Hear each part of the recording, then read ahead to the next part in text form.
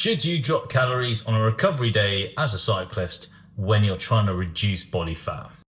No. I'll say this until I'm blue in the face.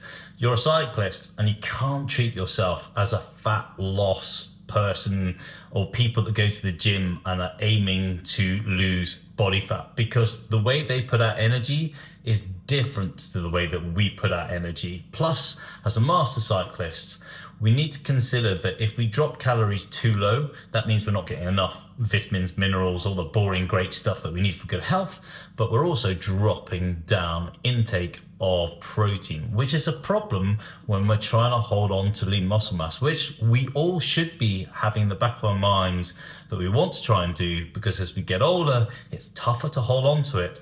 So we need to make sure that we're fueling in a way that's going to give us energy and is also going to hold on to lean muscle mass. A quick reminder, fat loss happens over a week, over a month. Why emphasize that point? It's because your total caloric intake and deficit dictates where your progress is going to be at the end of each month. And let me emphasize this. If you drop calories too low on a recovery day and you've got a tough training session the next day, that means you're low on energy going into that tough session. And that's going to make it physically tougher and more emotionally tougher to complete. I'll tell you how to fix this in a minute. Here's the fix for a recovery day. Push your calories up to your maintenance calorie numbers. That way you're getting enough food and fuel in to promote recovery, and also make sure you're eating enough so when you go and do a toughest training session the next day, you have plenty of energy to execute that really, really well.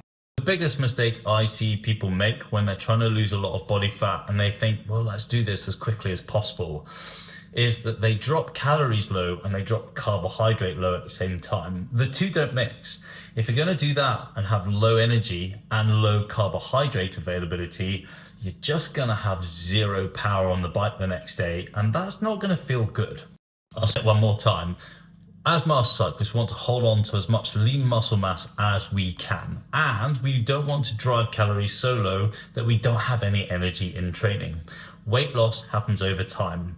I hope that makes sense, and if you found this video helpful, hit like and drop me a follow. Cheers!